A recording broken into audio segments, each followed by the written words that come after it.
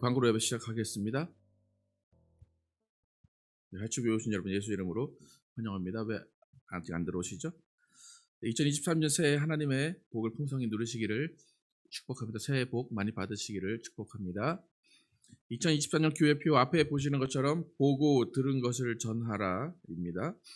설교 후에 성찬식, 오늘 2023년 첫 번째 성찬식 이어집니다. 수요 3나눔 11시에 이번 주 수요일 날 모이겠습니다. 그리고 2022년 연말 정산 서류 필요하신 분들은 신청해 주시기 바랍니다. 기초교리입니다. 104번, 105번 함께 문답하도록 하겠습니다. 올바르게 침례를 받은 자들의 의무는 무엇인가? 시작. 자기 자신을 예수 그리스도의 가시적이고 질서 잡힌 교회에 복종시키며 주의 모든 명령과 계명을 쫓는 것이 올바르게 침례받은 자들의 의무이다. 105번. 가시적인 교회는 무엇인가? 시작. 가시적인 교회는 모든 시대와 장소에 걸쳐 복음이 참되게 선포되고 침례와 주의 만찬의 의식이 올바르게 행해지는 신앙을 고백하는 신자들의 조직된 모임입니다. 가시적인 눈에 보이는 교회가 무엇인가에 대해서 알려주고 있습니다. 기도 제목 2023년 기도 제목 보시고 계속해서 함께 기도해 주시기 바랍니다.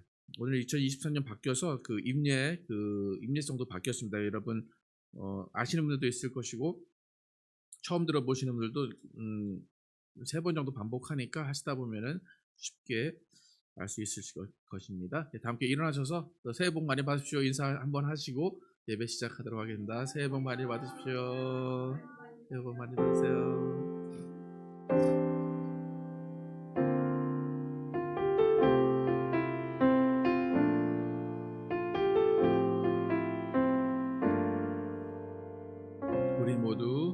우리 모두 예배하는 자 되어 온전히 영과 진리로 주를 예배하자. 주가 우리와 함께 영원히 함께 하시고 마르지 않는 샘물로 우릴 채우시리라. 우리 모두 예배하는 자 되어 온전히 영과 진리로 주를 예배하자. 주가 우리와 함께 영원히 함께 하시고 마르지 않는 샘물로 우릴 채우시리라. 우리 모두 예배하는 자 되어 온전히 영과 진리로 주를 예배하자. 주가 우리와 함께 영원히 함께 하시고 마르지 않는 샘물로 우릴 채우시리라.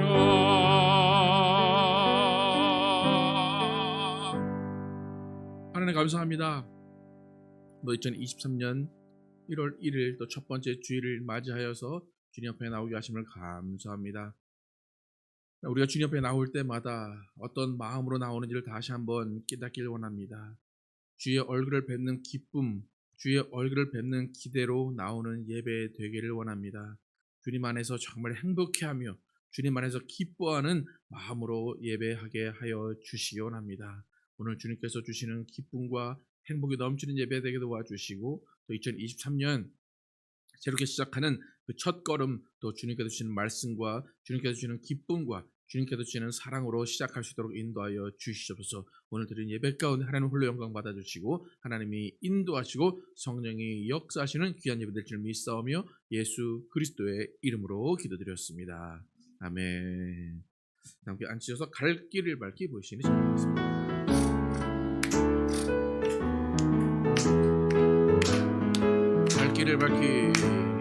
갈 길을 밝히 보이시니 주 앞에 빨리 나갑시다. 우리를 찾는 구주 예수 곧 오라 하시네. 죄악 벗은 우리 영혼은 기뻐 뛰며 주를 보겠네. 하늘에 계신 주 예수를 영원히 섬기리. 우리를 오라 하시는 말 기쁘게 듣고 순종하세. 구주를 믿기 지체 말고 속속히 나가세. 죄악 벗은 우리 영혼은 기뻐 뛰며 주를 보겠네. 하늘에 계신 주 예수를 영원히 섬기리. 주 오늘 여기 계시오니 다 와서 주의 말씀 듣세. 듣기도 하며 생각하니 참 진리시로다. 죄악 벗은 우리 영혼은 기뻐 뛰며 주를 보겠네. 하늘에 계신 주 예수를 영원히 섬기리. 새일 행하시는 하나님을 찬양하겠습니다.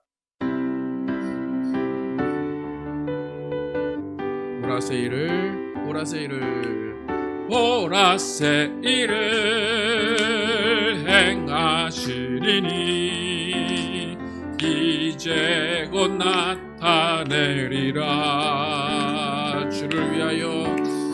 주를 위하여 지으신 백성 주의 찬송 부르게 되리.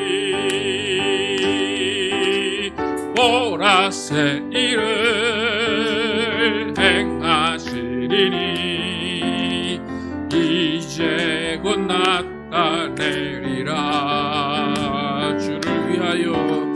주를 위하여 지으신 백성 주의 찬송 부르게 되리.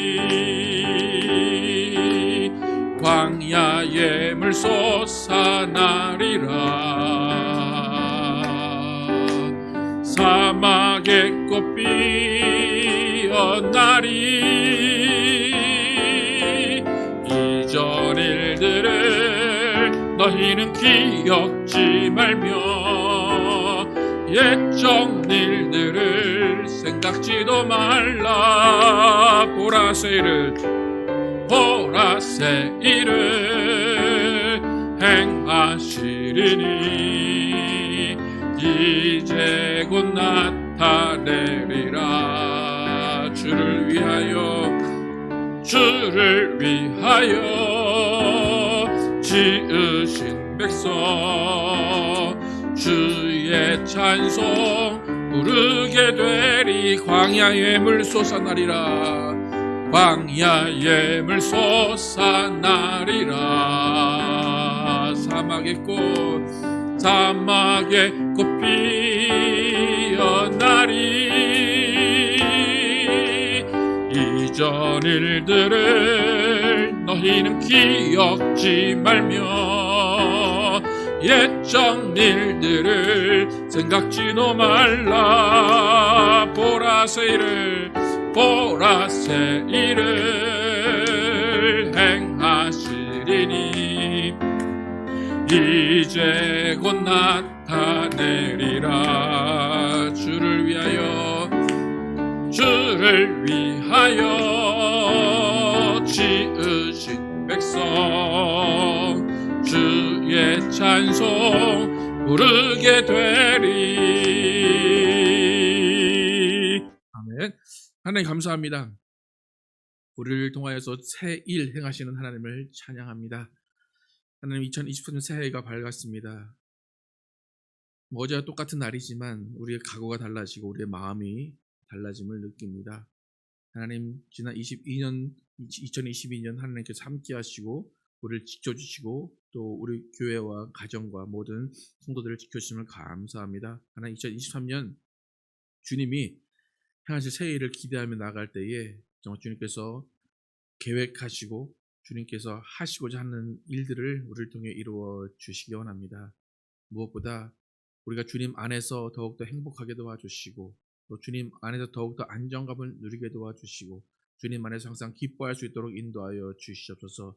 오직 주님이 우리에게 품으신 뜻이 무엇인지를 바로 알게 도와주시고 정말 그 뜻을 이루기 위하여서 함께 협력하며 서로 사랑하는 우리 모두 될 수 있도록 인도하여 주시옵소서.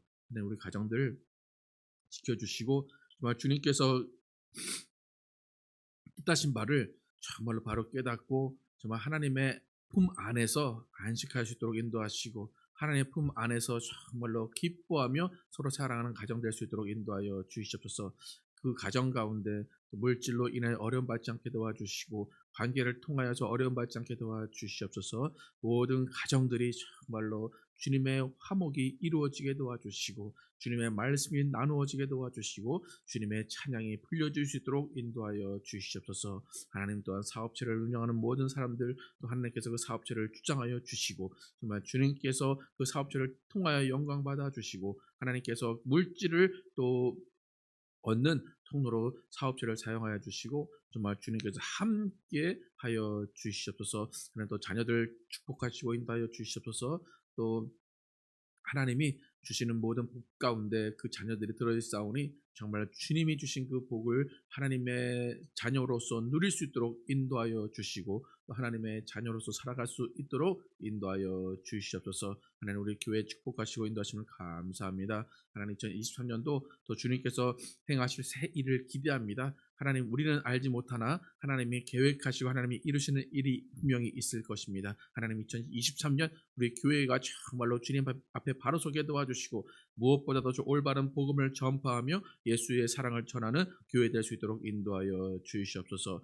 또 2023년에는 우리가 준비해온 또 건축이 또 진행되기를 원합니다. 하나님 우리는 힘이 없고 우리는 연약합니다. 그러기에 하나님이 하실 수 있사오니 하나님 모든 것들을 이루어 주시고 하나님 모든 것들을 완성해 주시옵소서. 우리는 기도하며 협력하여 나갈 테오니 주님께서 모든 일들을 하나님께서 함께하여 주시옵소서. 하나님 우리가 정말로 오늘 23년 첫 번째 드리는 예배 가운데 함께해 주시고 이 예배가 하나님의 이름을 또 높이게 도와주시고 하나님의 사랑을 받으며 하나님의 그늘이 무엇인가를 바로 깨닫는 귀한 시간 되게 하여 주시옵소서. 예수 그리스도의 이름으로 기도드렸습니다. 아멘. 준비하신 예물 드시면서 찬양하겠습니다.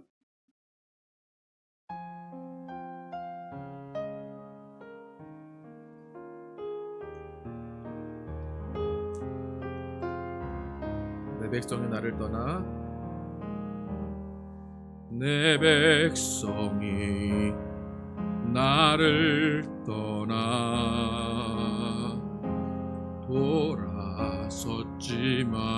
돌아섰지만 내 사랑이 내 백성을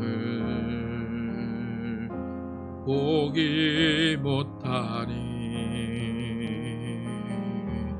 내 모든 것 내어주고 나 그들을 얻으리라. 여호와께 돌아가자. 우린 돌아서도 그는 변치 않네. 여호와께 돌아가자. 우린 넘어져도 그 사랑 영원하네. 사랑은 오래 참고 자신을 내어주네. 서로 사랑할 때 세상은 주보네. 사랑은 절대 지지 않네. 사랑은 오래 참고 자신을 내어주네. 서로 사랑할 때 세상은 주보내. 사랑은 절대 지지 않네. 여호와께 돌아가자. 우린 돌아서도 그는 변치 않네. 여호와께 돌아가자. 우린 넘어져도 그 사랑 영원하. 여호와께 돌아가자. 여호와께 돌아가자. 우린 돌아서도 그는 변치 않네. 여호와께 돌아가자. 우린 넘어져도 사랑 영원하. 여호와께 돌아가자. 여호와께 돌아가자. 우린 돌아서도 그는 변치 않네. 여호와께 돌아가자. 우린 넘어져도 그 사랑 영원한. 우린 넘어져도 그 사랑 영원하네.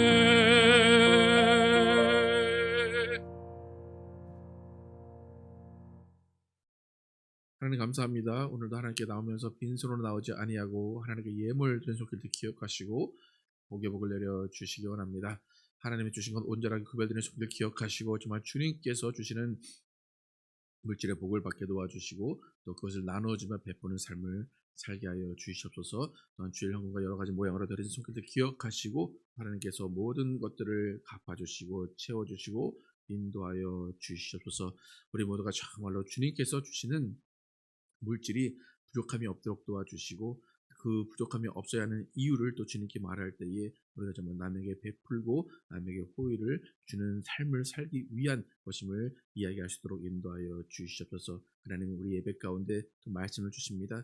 2023년 첫 번 주일 주님께서 주시는 말씀, 지금 우리가 2023년의 목표를 삼게 도와주시고 또 우리의 신앙의 기준으로 삼을 수 있도록 하나님 인도하여 주시옵소서. 오직 주님께서 함께 하시고 주님이 인도하시는 귀한 시간들 주님이 싸우며 예수 그리스도의 이름으로 축복하며 기도드렸습니다. 아멘.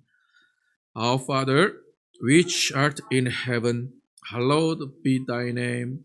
The kingdom come, thy will be done, as it is in heaven. Give us this day our daily bread, and forgive us our debts, as we forgive our debtors. And lead us not into temptation, but deliver us from evil.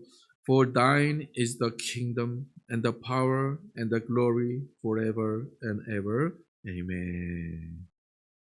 오늘 주신 말씀 사도행전 14장 8절에서 18절 말씀입니다. 사도행전 14장 8절에서 18절 말씀입니다. 함께 교독하겠습니다. 루스드라에 발을 쓰지 못하는 한 사람이 앉아 있는데 나면서 걷지 못하게 되어 걸어본 적이 없는 자라.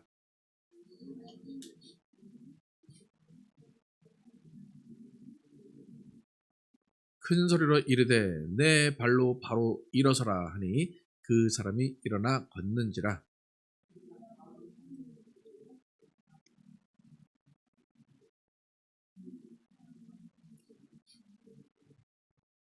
바나바는 제우스라 하고 바울은 그 중에 말하는 자 이름으로 헤르메스라 하더라.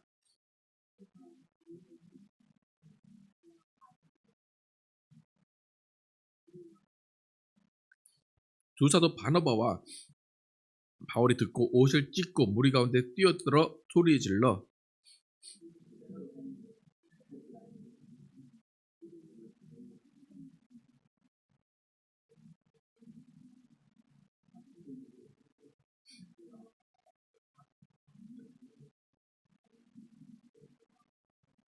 하나님이 지나간 세대에는 모든 민족으로 자기들의 길들을 가게 방임하셨으나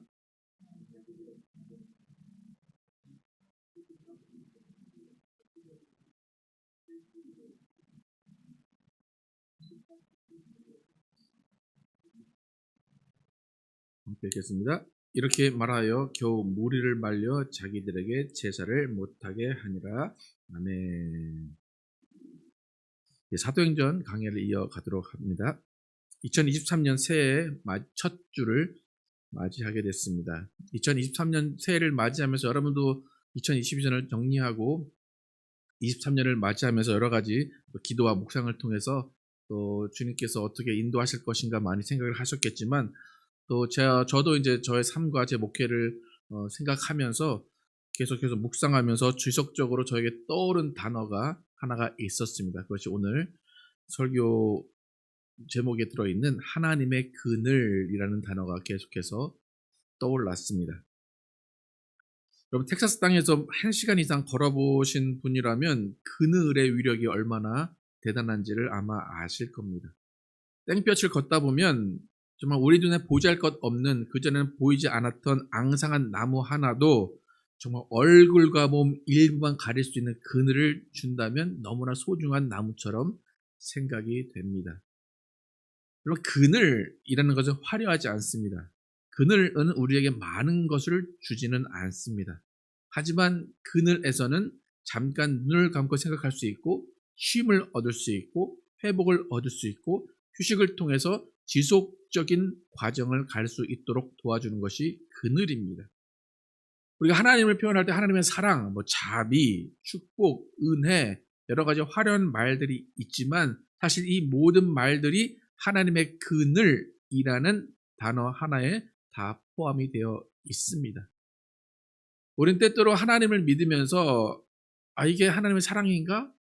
이게 하나님의 축복인가? 이 정도로 하신다면 하나님은 나를 사랑하지 않는 거 아닌가? 라고 생각할 때도 있습니다. 그러면서 하나님은 무엇을 주셔야만 하는 분, 하나님은 나의 인생을 성공으로 이끌어야만 하는 분처럼 생각할 때가 있습니다. 그렇게 느낄 때면 내가 느끼기에 사랑과 복이 없다 생각하면 하나님도 없는 것 같이 생각이 됩니다. 그럼 우리가 하나님을 인식할 때 여러분은 어떨 때 하나님을 인식합니까? 하나님이 큰 복을 주고 큰 은혜를 주시고 큰 사랑을 주시고 눈에 보이는 뭔가를 줄 때 하나님을 인식한다면 그것은 정말 초보적인 신앙일 수밖에 없습니다. 우리는 하나님을 인식할 때 하나님으로부터 얻어지는 것으로 하나님을 인식하는 것이 아니라 하나님 존재 자체를 인식할 수 있어야 합니다. 하나님의 존재를 인식한다라는 말을 쉽게 설명하면 부모와 자식 관계는 무언가를 주고받으면서 알아가는 관계가 아니라 부모가 존재하고 자녀가 존재하는 것입니다. 때로는 부모가 나에게 해주는 것이 없어서 저 사람은 나의 부모가 아니야 라고 부정하고 싶지만 그것이 부정한다고 부모의 존재가 없어지는 것은 아닙니다. 그러니까 많은 사람들이 부모님이 돌아가신 후에 부모님이 살아계신 것만으로도 내게 그늘이 되었다라는 그 존재감을 느끼게 됩니다. 그러니까 하나님의 그늘이라는 것은 하나님 존재 자체를 이야기합니다. 그러니까 무엇을 주시지 않으셔도 말씀하지 않으셔도 하나님의 존재 자체를 아는 것이 하나님의 그늘 아래 거하는 것입니다. 만약 어떤 한 사람이 마을 한가운데 큰 나무가 있는데 그 많은 사람들에게 그늘을 만들어주는 그 나무를 보고 저 나무는 이쁘지가 않아. 저 나무는 열매를 맺지 않아. 저 나무는 아름다운 꽃을 피워주지 않아. 라고 해서 그 나무를 베어버려야 된다라고 주장을 한다면 그 사람은 그 나무의 존재 자체를 알지 못하는 것입니다. 그 나무가 왜 존재하는지를 깨닫지 못하고 있는 것입니다. 여러분 하나님은 존재 자체로 우리에게 충분하신 분입니다. 여러분 그것을 믿으십니까? 하나님은 그냥 아무것도 안 해주시고 그냥 거기만 계셔도 여러분 만족한다고 고백할 수 있으십니까?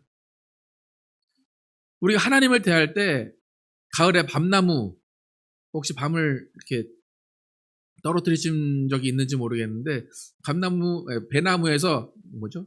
그 밤나무죠? 감이라는 밤나무에서 우리가 밤을 떼기 위해서 막 흔들어서 밤을 떨어뜨리는 것처럼 하나님께 우리는 기도할 때 그런 심정으로 기도를 합니다. 흔들어서 계속 뭔가를 달라고 계속해서 안절부절하지 못하는 것이 우리의 기도일 때가 많습니다. 그러니까 하나님 일하십시오 라고 계속 하나님을 일을 시키는 것이 우리의 기도라고 생각할 때가 많이 있습니다.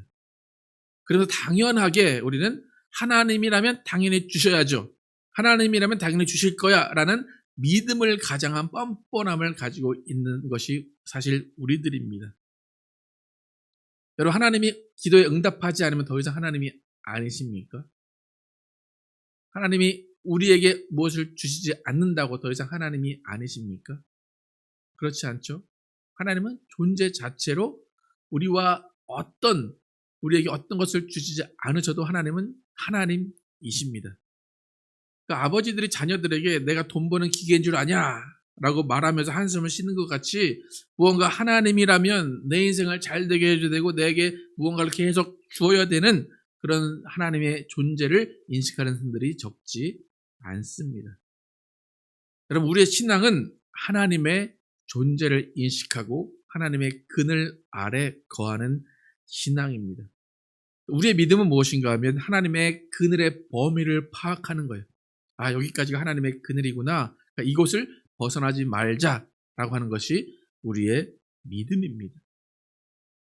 오늘 여러분이 하나님의 그늘이라는 것이 어떤 의미인가를 정말로 생각하고 다시 한번 깨닫고 다시 한번 여러분의 신앙의 기준을 잡아가는 시간이 되기를 축복합니다. 오늘 사도행전 본문에서 우리는 그늘의 의미를 찾을 수가 있습니다. 오늘 본문은 바울의 이방인 사역이 처음으로 이루어지는 구체적인 바울의 사역이 처음으로 등장하는 본문입니다. 그럼 베드로가 사도행전 초반에 이적을 통해서 복음의 전도의 문을 열었듯이 바울도 이적을 통해서 이방인에게 복음을 전하는 전도의 문을 열어갑니다. 오늘 본문 8절에서 13절 함께 읽어보도록 하겠습니다. 8절에서 13절 함께 읽겠습니다. 시작. 루스드라에 발을 쓰지 못하는 한 사람이 앉아있는데 나면서 걷지 못하게 되어 걸어본 적이 없는 자라. 바울이 말하는 것을 듣거늘 바울이 주목하여 구원받을 만한 믿음이 그에게 있는 것을 보고 큰 소리로 이르되 내 발로 바로 일어서라 하니 그 사람이 일어나 걷는지라. 무리가 바울이 한 일을 보고 루가오니아 방언으로 소리질러 이르되 신들이 사람의 형상으로 우리 가운데 내려오셨다 하여 바나바는 제우스라 하고 바울은 그 중에 말하는 자이므로 헤르메스라 하더라.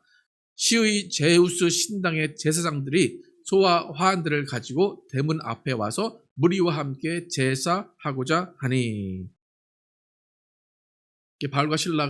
바울과 바나바가 이곳에 와서 이적으로 그들의 어떤 한 사람의 안진뱅이를 낫게 합니다.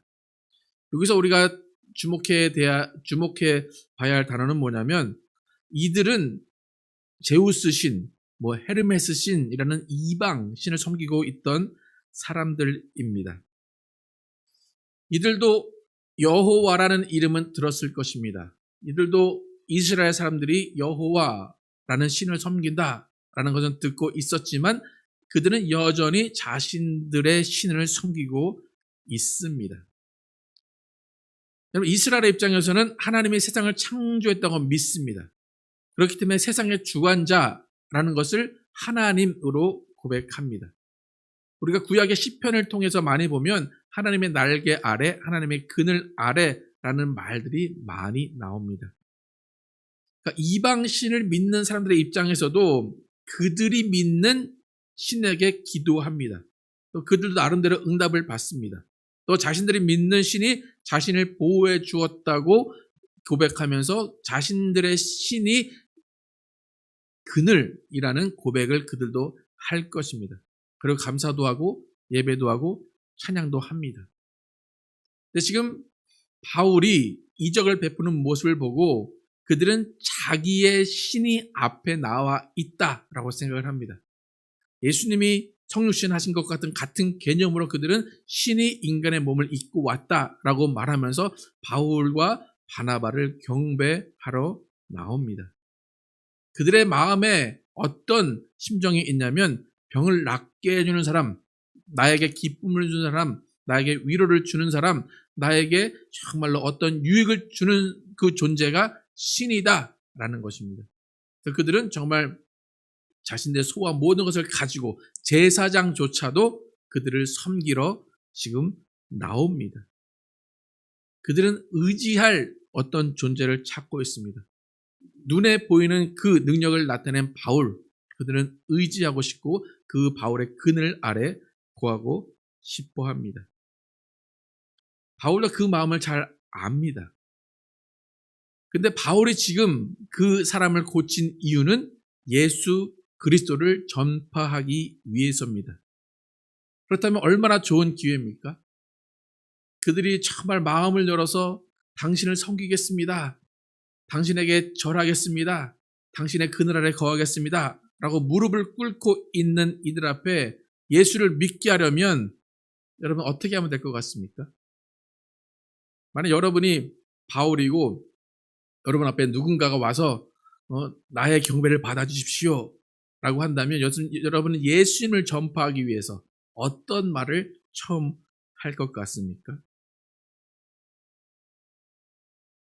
오늘 바울의 이 전도에서 주목해야 될 점이 뭐냐면 바울이 이 안진뱅이를 낫게 한 그 사건을 통해서 이방인들에게 전도하는 방식이 어떤 것인가를 우리는 살펴볼 필요가 있습니다.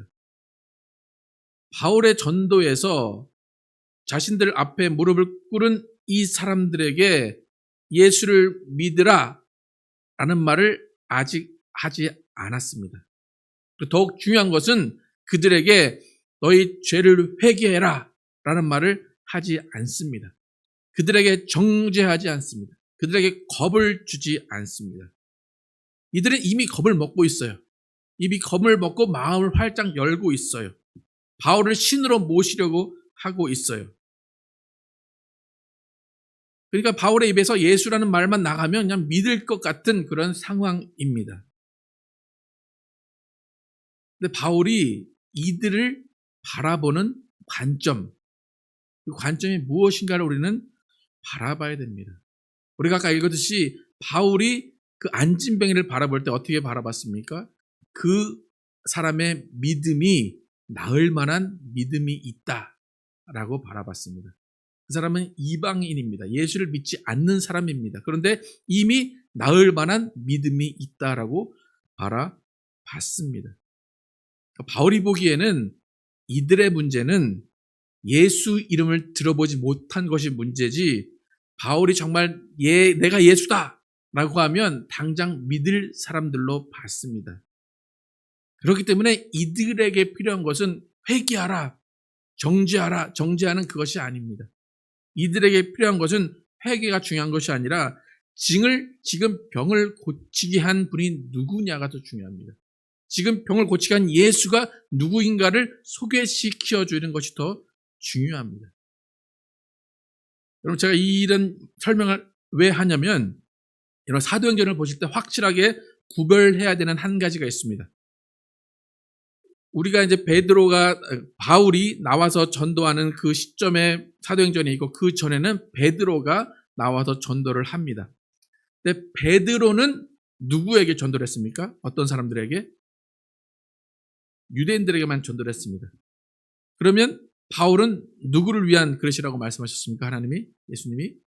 이방인을 위한 사람입니다. 그렇다면 베드로와 같이 유대인을 전도하는 방식이 있고 바울과 같이 이방인을 전도하는 방식이 따로 있습니다.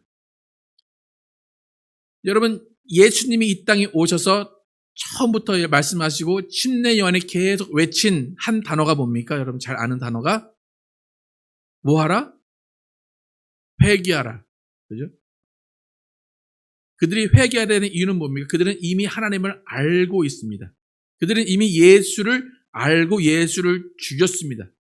그래서 베드로가 해야 되는 전도는 뭐냐면 그들에게 회개하라 외치면서 그들에게 정죄감을 주고 마음에 찔리게 하는 겁니다. 그래서 그들의 마음에 찔려서 우리가 어찌할꼬 라는 고백을 통해서 그들이 무릎을 꿇게 하는 것이 베드로의 전도 방식입니다. 그렇게 예수를 알게 하는 거예요. 하지만 우리와 같은 이방인들에게 첫 번째로 전해줘야 되는 말은 회개하라가 아닙니다. 여러분, 회개함으로 인해서 예수를 믿었을 겁니다. 그런데 여러분, 회개하십시오라고 해서 어떤 회개를 하셨습니까? 누군가가 인도하는 사람이 여러분 회개하십시오라고 했을 때 여러분, 예수를 죽인 것을 회개하신 분 혹시 계십니까? 그걸 생각이라도 해보신 분이 계십니까? 이방인에게 회개하라 해봤자 예수를 죽인 죄를 떠올릴 사람은 아무도 없습니다. 그렇기 때문에 이방인을 위한 전도 방법은 회개하라가 아니에요. 회개하라가 아니라 하나님의 선물을 받으십시오. 하나님의 사랑을 인정하십시오. 예수를 인정하십시오. 라고 그 예수에 대한 소개를 해주는 것이 이방인을 위한 전도입니다. 유대인이나 이방인이나 죄인인 것은 똑같습니다. 하지만 유대인은 회개부터 시작해야 돼요. 왜냐하면 예수를 죽인 사람들이기 때문에. 근데 이방인은 죄인이지만 회개가 아니라 하나님의 사랑을 느끼는 것이 먼저입니다. 하나님의 선물을 받는 것이 먼저입니다. 그러므로 인해서 그 다음에 예수를 주로 시인하는 것이 우리의 전도의 방식입니다. 여기 계신 여러분은 대부분 10년 이상 신앙생활을 해오셨다고 생각을 합니다. 그래서 대부분 한국교회에서 예수를 영접하셨을 겁니다.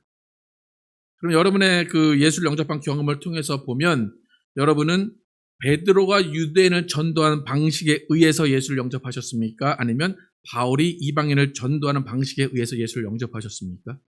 어떤 것 같습니까? 베드로파, 바울.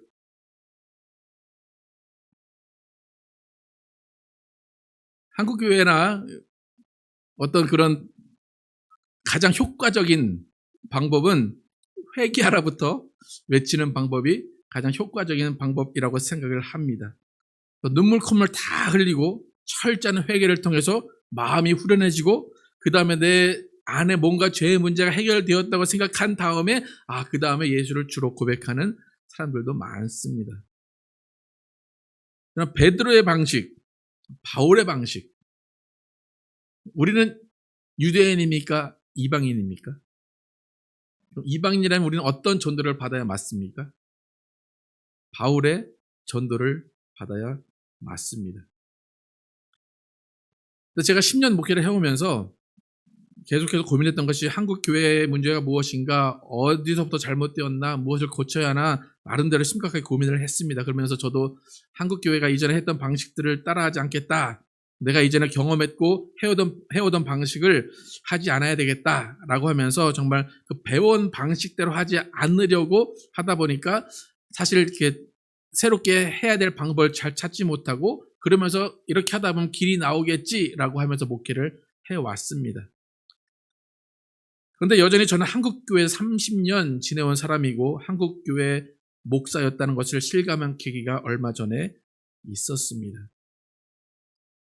여러분 아까 전에 제가 바울이냐 베드로냐 물어봤을 때 한 반반쯤 됐던 것 같아요.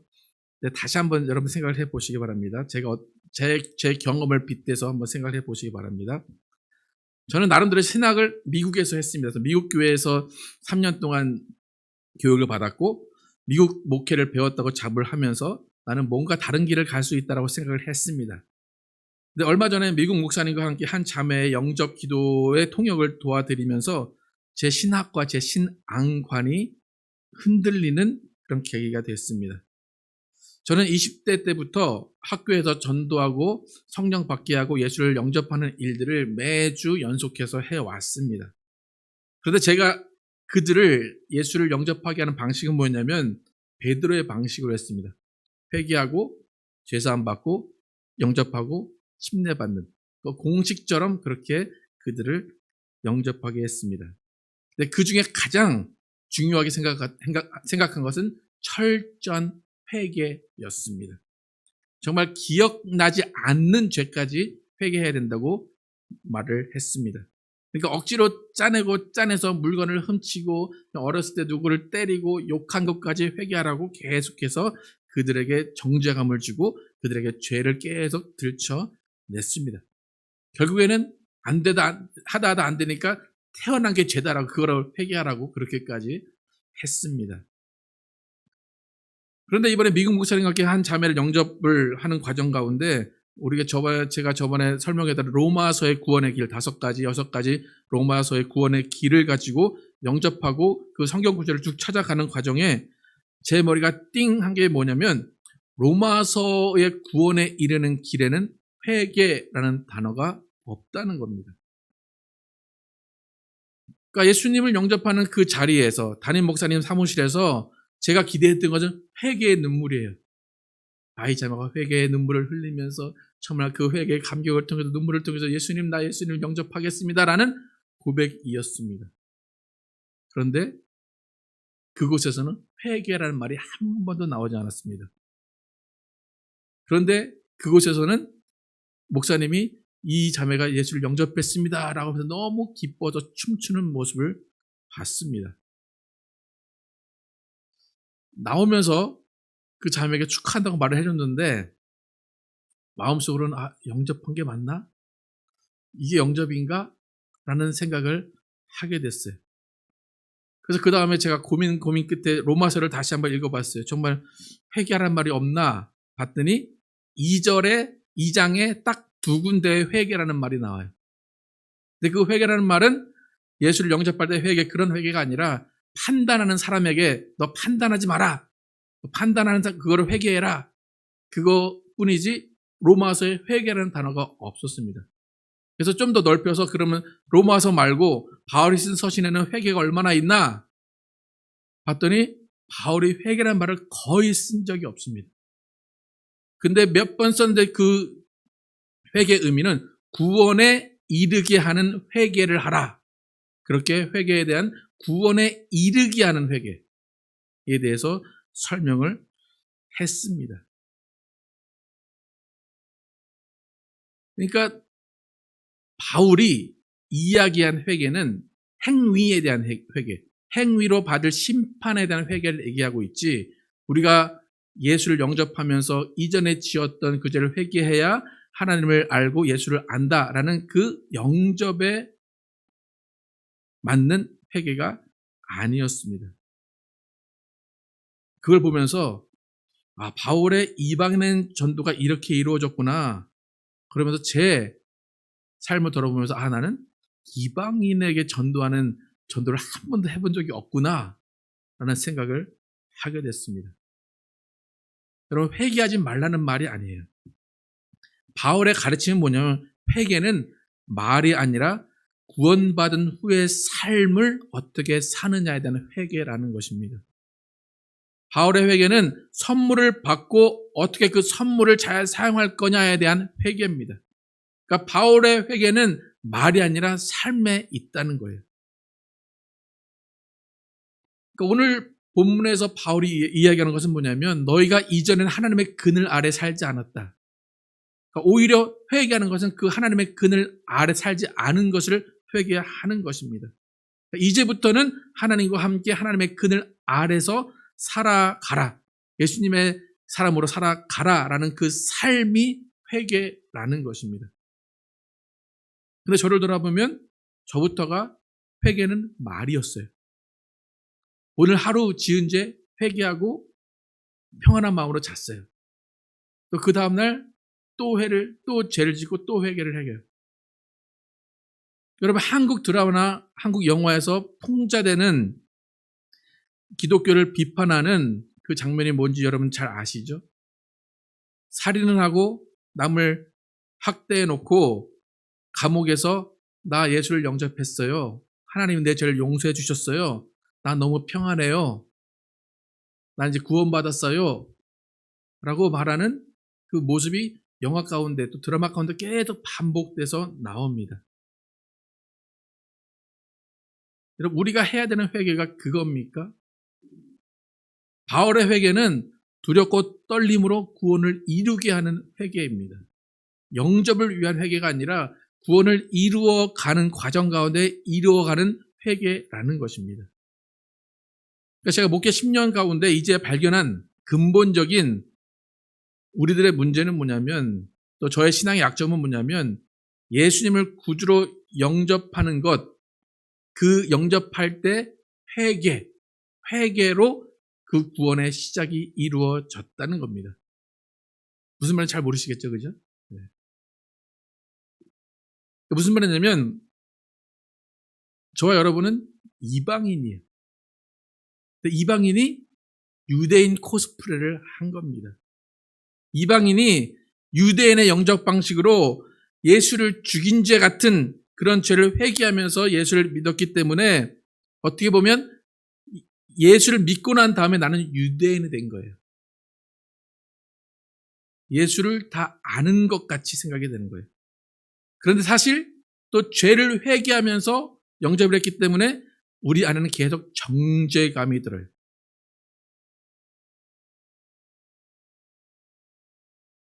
여러분 교회 와서 제가 오늘 이번에 2023년 그 예배 가운데 그 첫 번째 화면, 주일 예배라는 그 화면을 그 PPT를 바꾸려고 다른 교회에서 어떤 걸 쓰나 어떤 사람들 올렸나 쭉 보는데 제가 고르지 못한 이유가 있어요. 그 교회 그 PPT 앞에 예배, 주일 예배라고 하는 그 밑에 항상 똑같은 문구가 있었어요. 무슨 문구가 있었을까요?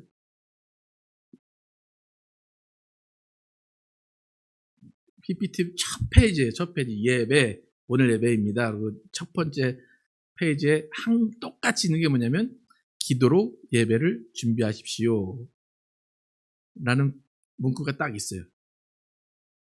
그래야 맞는 거죠, 그죠? 교회 예배당에 와서 기도로 준비하는 게 맞죠, 그죠? 틀려요, 맞아요?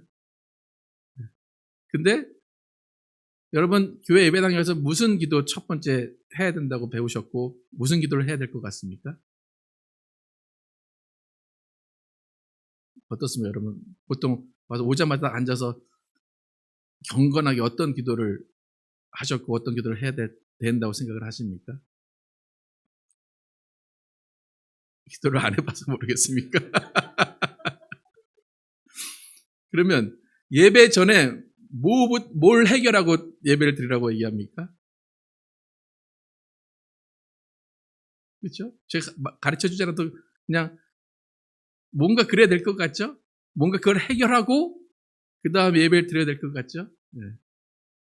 그러면 예배 오는 게 왜 온 겁니까? 회개하러 오셨습니까? 아니면 하나님을 만나서 기뻐하기 위해 오셨습니까?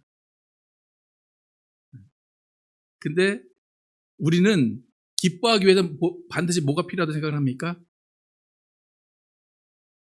여러분 뭐 친정집이나 뭐 이번에 한국을 갔다 오신 분도 계신데 한국 가서 집에 가자마자 회개하신 분 계십니까? 엄마 아빠께 무릎 꿇고 죄송합니다. 그동안에 제가 연락도 못하고 제가 부모님을 봉양하지도 못하고 회개합니다. 그리고 다음 1년 일주일 뒤에 또 집에 가는데 또 무릎 꿇고 회개합니다. 그런 분 계십니까? 왜 그래야죠. 그래야. 네. 일주일 동안 지은 죄가 얼마나 많은데 부모님의 전화도 다 씹어버리고 부모님 생각도 안 하고 그랬잖아요.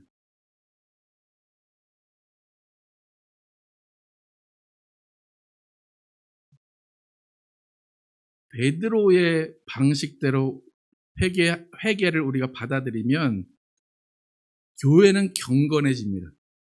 교회는 경건한 곳이 되는 것 같습니다. 그런데 구원을 이루어 가야 하는 삶에서는 세상의 소금과 빛이 되기가 힘듭니다. 왜요?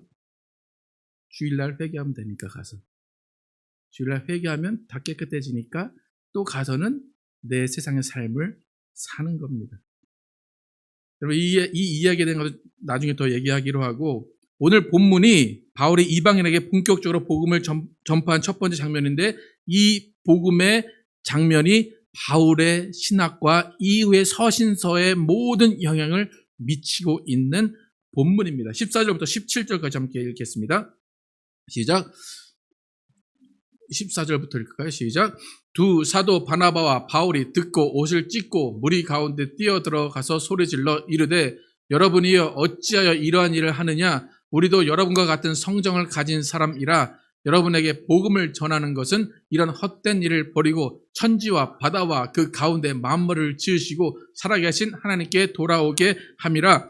하나님이 지나간 세대에는 모든 민족으로 자기들의 길들을 가게 방임하셨으나 그러나 자기를 증언하지 아니하신 것이 아니니 곧 여러분에게 하늘로부터 비를 내리시며 결실기를 주시는 선한 일을 하사 음식과 기쁨으로 여러분의 마음에 만족하게 하셨느니라 하고. 바울은 지금 자신 앞에 무릎 꿇은 그 사람들에게 회개하라 하지 않았습니다. 그러니까 지금까지 너희가 누려온 것 이방인 신들이 준 것이니까 다 버리고 회개하고 예수를 영접하라 그렇게 말하지 않습니다. 오히려 어떻게 말합니까? 너희가 하나님을 모르고 살았던 그것은 누구 때문에 그렇습니까? 지금 앞에 거 16절 16절 다시 한번 읽어볼까요? 시작. 하나님이 지나간 세대에는 모든 민족으로 자기들의 길들을 가게 방임하셨으나. 그러니까 이방인이 하나님을 모르는 이유는 뭡니까? 누가 그렇게 했습니까? 하나님이 그렇게 했습니다. 그럼 누가 회개해야 됩니까? 심각한 문제입니다. 유대인들은 이런 말이 통하지 않아요. 유대인들은 이미 하나님이 다 주셨고 예수를 보내주셨고 하나님이 다 이미 오라 했어요. 근데 이방인은 어떻게 했대요? 누가 그렇게 했대요? 무슨 죄 저거 무슨 죄? 방조죄, 방임죄. 그럼 누가 회개해야 된다고요? 이 되게 중요한 말입니다. 제가 이제 정말 이걸로 책을 쓰려고 그래요, 진짜. 네. 우리가 이방인입니까? 유대인입니까? 네. 바울이 복음을 전하는 마음은 회개하라는 마음이 전혀 없어요. 정죄하는 마음이 전혀 없어요. 그러니까 바울의 복음서, 서신서에 보면 회개란 말이 없는 이유가 여기에 있어요. 이들이 예수를 믿지 않은 이유는 이들의 죄 때문이 아니고 이들의 어떤 잘못 때문이 아니라 하나님의 방임 때문이라는 거예요. 그러니까 바울이 할 수 있는 일은 뭐예요? 이들이 기뻐하는 것, 이들이 만족하는 그것을 하나님으로만 바꿔주면 되는 거예요. 그래서 17절에 그러나 자기를 증언하신 것이 아니니, 그러니까 하나님을 오히려 지금 뭐 하고 있는 거예요? 변호하고 있어요. 하나님 너희를 방임했어. 그런데 사실은 하나님은 너희를 방임한 게 아니야. 하나님이 너희를 통해서 나타나지 않은 것이 아니야. 오히려 하나님을 변호해주고 있어요. 하나님은 어떻게 그들에게 나타났대요? 여러분에게 하늘로부터 비를 내리시는 결실을 주시는 선한 일을 하신 것으로 자기를 증언했대요. 그 음식과 기쁨으로 여러분의 마음을 만족하게 하게 했다는 것이 하나님이 그렇게 했다는 것입니다. 비록 그들이 추수감사를 이방 신에게 했을지라도 하나님은 그것을 거두어가지 않으셨다는 겁니다. 하나님은 그냥 놔두셨어요. 바울의 복음은 이 세상 모든 사람들이 나름대로 만족하고 기뻐하며 사는 것, 그것 자체가 하나님의 그늘 아래 살았다고 전해주는 것입니다. 그러니까 우리가 살아가는 방식, 지금 세상 사람들을 보고 우리가 항상 탄식하는 말이 뭡니까? 저 사람들은 왜 예수 믿지 않는데 저렇게 잘 돼? 나는 예수 믿는데 왜 이러고 저 예수 믿지 않는 저 사람의 자녀들은 왜 이렇게 잘 돼? 그거 아닙니까? 그들은 왜 잘 됩니까? 그들이 노력해서 열심히 살았기 때문이고 그것도 하나님의 그늘 아래 있는 겁니다. 근데 그들은 모르는 것뿐이에요. 그게 하나님이 주셨다는 것을 모르는 겁니다. 그래서 우리가 전해줘야 되는 복음은 뭐냐면 회개하라가 아니에요. 이 세상의 모든 것이 하나님의 그늘 아래에 있다는 거예요. 여러분이 지금 만족하고 있는 것, 여러분의 기쁨 가운데 가지고 있는 그거 하나님이 주신 거예요. 근데 그거를 인정하느냐 마느냐의 차이입니다. 그래서 하나님은 정말 자신을 계속해서 본인이 하나님을 증언해 오셨다고 바울은 이야기합니다. 하나님을 믿는 우리의 삶, 하나님을 믿지 않는 이방인의 삶 가운데, 이방인이 아니죠, 세상 사람들의 삶 가운데도 하나님은 언제나 그 자리에 계십니다. 언제나 그 자리에서 모든 도움과 선한 일을 해주고 계십니다. 그래서 바울이 얘기하는 게 뭡니까? 자족함을 배우라는 거 아닙니까? 자족함이 없는 인생, 만족함이 없는 인생은 이방신을 섬기는 것보다 더 큰 죄일지도 모릅니다. 이방신을 섬기는 사람들도 그렇게 만족과 기쁨으로 살아가고 있다면 하나님을 섬기는 우리의 삶은 정말 만족하고 기뻐하는 삶을 살아야 하는 것입니다. 바울이 빌립보서 2장 12절에서 말한 것처럼 바울은 하나님의 그늘 가운데 두렵고 떨림으로 구원을 이루어 가야 됩니다. 그것이 회개입니다. 여러분, 욕심 부리지 마시고 또 게으르지 마시고 여러분의 삶에 만족하며 사시기를 축복합니다. 또 허황된 꿈을 가지고 기도하며 하나님을 흔들어 깨우는 것이 아니라 하나님의 순리대로 먹이시고 입히시는 것에 기뻐하시고 만족하시기 바랍니다. 그래서 우리의 믿음은 정말 하나님의 그늘이 어디인가를 파악하는 믿음이에요. 그래서 그 안에서 거하고 그것을 벗어나지 않으려는 것이 우리의 믿음을 기억하시고 하나님의 그늘 아래서 평안을 누리는 여러분과 제가 되기를 예수의 이름으로 축복합니다. 찬양하시겠습니다. 하나님의 그늘 아래에 찬양하겠습니다.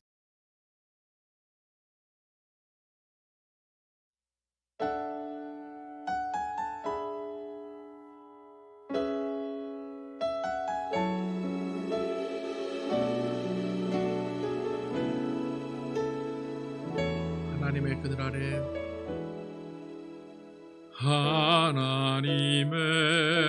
하나님의 그늘 아래 내 모든 것 다 내려놓고 나 잠잠히 주를 묵상하네. 그 놀라우신 은혜를 끝이 없는 주의 사랑 강물 되어 흘러 내 영혼에 자유함 주시네. 날 새롭게 하시네.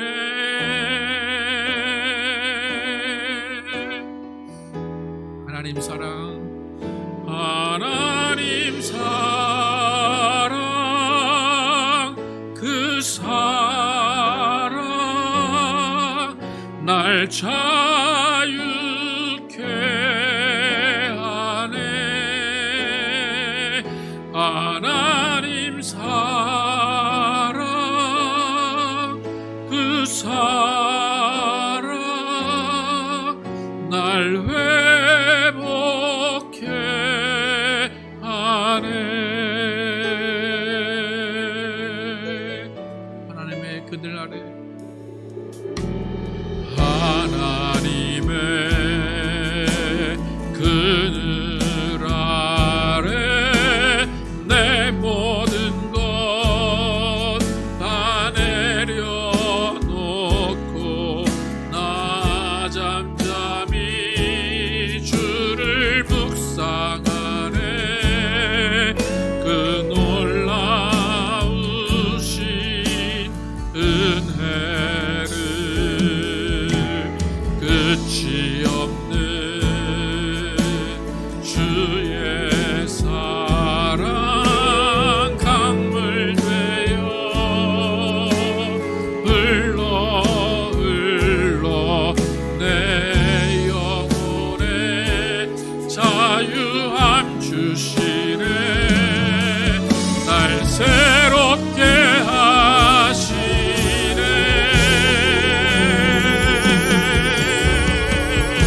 하나님 사랑, 하나님 사랑, 그 사랑 날 자유케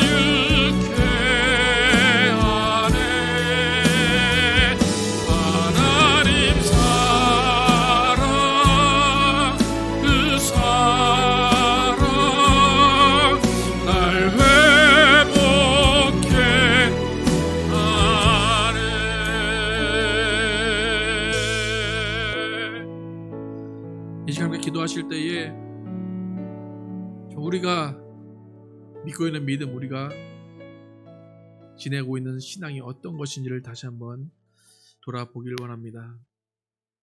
하나님의 그늘 아래 있는 것으로 만족하며 하나님의 존재 자체로 기뻐하는 삶을 살고 있는지, 아니면 정말 하나님을 정말로 깨우고 하나님을 흔들어서 내가 구하는 것을 얻어야 하는 그 목적을 가지고 신앙을 하는지 다시 한번 돌아보기를 원합니다. 하나님은 존재 그 자체로 우리에게 큰 기쁨을 주셨습니다. 하나님은 존재 자체로 우리에게 그늘이 되십니다. 우리는 그 하나님 앞에 정말 쉬면 되고 하나님의 사랑을 느끼면 됩니다. 하나님 앞에 안절부절 못해서 하나님께 어떻게 보일까, 하나님께 어떻게 기쁨을 드릴까가 아니라 그 안에서 쉬면 되는 것입니다. 이 시간 기도하실 때 정말 우리의 마음 가운데 만족함을 주시고 우리가 하나님의 그늘 아래 쉴 수 있는 그 기쁨을 누리게 하시고 하나님과 교제하며 하나님을 하나님으로 대하며 정말 하나님 아버지를 부를 수 있는 우리 모두가 될 수 있도록 함께 기도하도록 하겠습니다. 아버지 역사해 주신 도와여 주시옵소서. 하나님, 우리가 하나님께 나아갈 때에 정말 하나님이 우리를 통하여서 기뻐하시는 것을 알게 하여 주시옵소서. 하나님은 우리가 있는 그것만으로 기뻐하십니다. 하나님은 우리의 존재만으로 기뻐하십니다. 하나님이 예수를 기뻐하셨듯이 예수 그리스도를 영접하고 예수 그리스도를 주로 신한 자들을 하나님은 기뻐하십니다. 하나님, 정말 우리는 더 이상 회개가 필요한 것이 아니라 정말로 삶 가운데 회개의 모습을 내는 것이 중요합니다. 입으로 회개하는 것이 아니라 삶에서 구원을 이루어가는 회개가 우리에게 필요합니다. 하나님, 교회에서 회개하는 것이 아니게 도와주시옵소서. 오히려 회개를 세상에 나가서 전파하게 도와주시고 나의 삶으로 회개를 전파할 수 있도록 인도하여 주시옵소서. 하나님, 우리의 삶이 정말로 주님 앞에 기쁨이 되기를 원합니다. 하나님, 정말로 주님이 우리에게 주시는 기쁨이 무엇인지를 바로 깨닫게 하여 주시옵소서. 하나님, 정말로 하나님의 그늘 아래 거하는 그것만으로 만족을 얻게 하여 주시옵소서. 하나님, 우리의 마음이 하나님 앞에서 안정감을 얻게 도와주시고 평안을 얻게 하여 주시옵소서. 아버지 하나님, 우리가 또 죄를 지었을까 안 지었을까를 고민하는 것이 아니라 삶에서부터 정말로 하나님 앞에 무릎 꿇고 하나님의 그늘 아래서 서로 사랑하는 우리 모두가 될 수 있도록 인도하여 주시옵소서. 하나님, 우리의 삶이 더욱더 주님 앞에 바로 서기를 원합니다. 아버지 하나님의 삶, 하나님이 우리에게 기대하시는 삶을 살기를 원합니다. 하나님, 우리를 인도하여 주시옵소서. 아버지, 예수를 믿을 때 회개하는 그것으로 구원이 끝났다고 생각하지 않게 도와주시고 날마다 정말로 삶에서 회개를 이루어가게 도와주시고 아버지, 나의 삶이 변화되는 것으로 회개의 열매를 맺을 수 있도록 인도하여 주시옵소서. 아버지 하나님, 정말 우리가 어떠한 하나님을 믿고 있는지 어떠한 예수를 믿고 있는지를 바로 돌아보게 하여 주시옵소서. 아버지, 예배에 나오는 것이 아버지 회개하러 나오는 것이 아니라 정말로 아버지를 만나 기뻐하고 아버지로부터 정말로 생명을 얻기 위해 나오는 것임을 고백합니다. 하나님, 정말로 우리의 삶 가운데 정말 삶 자체가 회개의 열매가 맺게 도와주시고 정말 주님을 따라 사는 삶이 될 수 있도록 하나님 도와주시옵소서. 주시옵소서. 아버지 역사하시고 주시옵소서. 하나님, 감사합니다. 우리 모두를 하나님의 그늘 아래 살게 하심을 감사합니다. 예수를 믿는 사람뿐만이 아니라 세상에 있는 사람들, 이방신을 믿는 사람들까지도 그들의 마음의 기쁨과 만족을 주시는 분은 하나님이심을 고백하는 바울을 봅니다. 하나님, 우리는 회개해야 되는 삶을 살고 있습니다. 그러나 정말로 그 회개가 무엇을 위한 회개인지를 돌아보기를 원합니다. 바울은 구원에 이르게 하는 회개를 하라고 가르치고 있습니다. 구원은 받기 위해 회개하는 것이 아니라 구원을 받은 자들이 구원을 이루어 가기 위한 회개의 삶을 살라고 이야기하는 것입니다. 하나님, 우리는 교회에 와서 회개를 합니다. 입으로 회개를 하고 세상에 나가서는 너무나 자유로운 삶을 삽니다. 회개에 합당한 삶을 사는 것이 아니라 회개하기 위해서 사는 것 같이 그런 삶을 살아갑니다. 그러면서 마음에 자유함이라는 것을 또 오해합니다. 하나님, 우리 하나님의 그늘 아래 있으면 자유한 것입니다. 하나님의 사랑 안에 있을 때 자유한 것입니다. 하나님, 우리의 온 삶이 일거수일투족이 하나님의 그늘 아래 있기를 원합니다. 하나님의 사랑 안에 있기를 원합니다.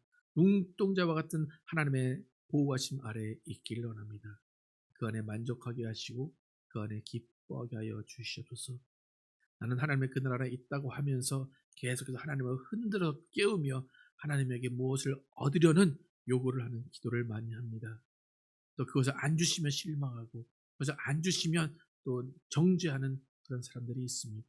하나님, 그런 모습을 버리게 도와주시고 정말 하나님 안에서 항상 그늘 안에서 항상 거하게 도와주시고 하나님 안에서 항상 편하게 도와주시고 하나님 안에서 항상 서로 사랑할 수 있도록 인도하여 주시옵소서. 우리의 모습 가운데 진정한 자유가 있게 도와주시고 진정한 사랑이 있게 도와주시고 진정한 그늘 아래 거하는 삶을 살게 하여 주시옵소서. 예수 그리스도의 이름으로 기도드렸습니다. 아멘.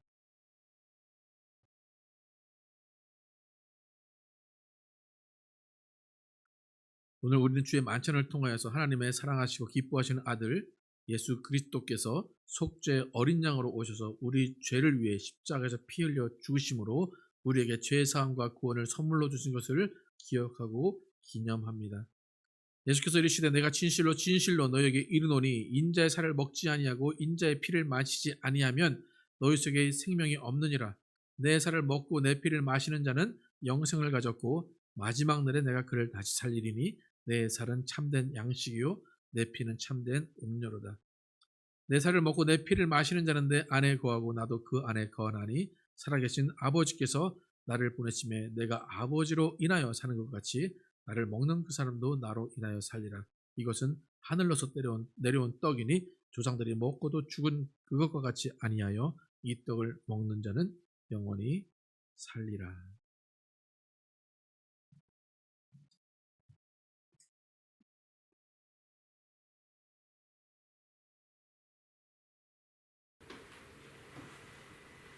이 떡은 예수께서 지키신 예수 그리스도의 몸입니다.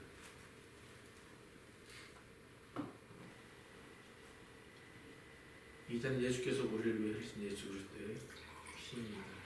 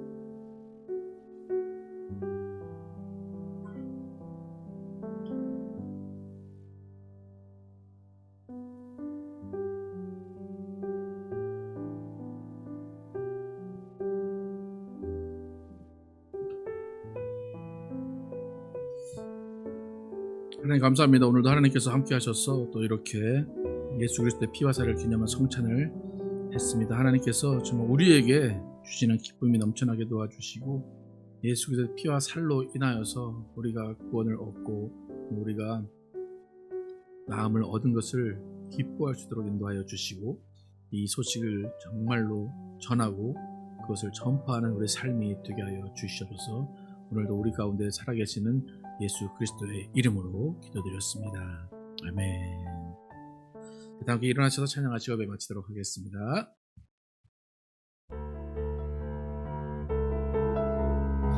저 높은 하늘 위로 저 높은 하늘 위로 밝은 태양 떠오르듯이 난 주저앉지 않으리. 난 주저앉지 않으리. 어떤 어려움에도 주의 길을 선택하리. 빛 가운데로 걸으리. 주님을 크게 보는 믿음 가지고 세상에 나타내리라. 놀라운 주의 사랑을. 주의 꿈을 안고 일어나리라. 선한 능력으로 일어나리라. 이 땅의 부흥과 회복은 바로 나로부터 시작되리. 주의 꿈을 안고 일어나리라. 선한 능력으로 일어나리라. 이 땅의 부흥과 회복은 바로 나로부터 시작되리. 주님을 크게 보는 믿음 가지고 세상에 나타내리라. 놀라운 주의 사랑을. 주의 꿈을 안고 일어나리라. 선한 능력으로 일어나리라. 이 땅의 부흥과 회복은 바로 나로부터 시작되리.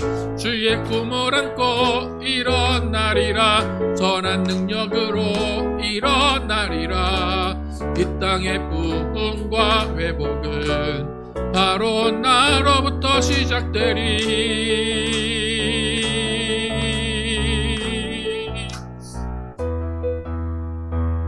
하나님 감사합니다. 오늘 2023년 첫 번째 예배를 드리게 하심을 감사합니다. 하나님, 우리 예배 가운데 영광 받아주시고 또 하나님의 사랑과 하나님의 또 은혜 부어주시고 무엇보다 하나님의 그늘 아래 있음을 확인하는 시간 되시게 하심을 감사합니다. 하나님, 우리는 예배 오는 것이 혼나기 위해 오는 것이 아님을 알게 해주시기 원합니다. 예배 오는 것은 정말 하나님을 만나서 하나님과 함께 기뻐하기 위해 오는 것입니다. 우리의 삶이 비록 나태하고 또 죄를 짓는 삶이지만 정말로 그 삶 가운데 우리가 하나님의 그늘 아래 있음을 더욱더 고백하게 도와주시고 삶 자체가 회개되게 도와주시고 더욱더 하루하루가 더 나아지는 것으로 회개의 열매를 맺게 하여 주시옵소서. 이전 일은 기억하지 아니하시는 하나님, 그 하나님 앞에 더욱더 가까이 가게 도와주시고 하나님이 두려워서 멀리 떠난 사람 없게 도와주시고 오히려 하나님 앞에 나아가면서 부족함을 드러내고 그 사랑으로 채워갈 수 있도록 인도하여 주시옵소서. 하나님의 사랑으로 덮어주시고 하나님의 은혜로 덮어주시고 하나님의 기쁨으로 우리들을 덮어주시옵소서. 이제는 우리 구주 예수 그리스도의 은혜와 하나님 아버지의 극진하신 사랑과 성령님의 내주하심과 교통하심이 평생을 하나님의 그늘 아래에 거하면서 그 안에서 평안하고 그 안에서 하루하루 하나님과 더욱더 가까워지기로 결단한 모든 자들 위해 영원토록 함께 계시기를 축원하옵나이다.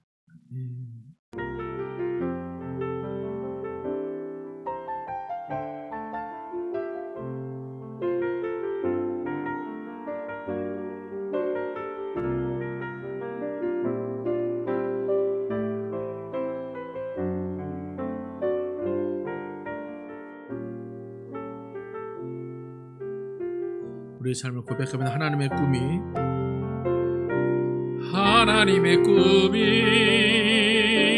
나의 비전이 되고 예수님의 성품이 나의 인격이 되고 성령님의 권능이 나의 능력이 되길 원하고 바라고 기도합니다.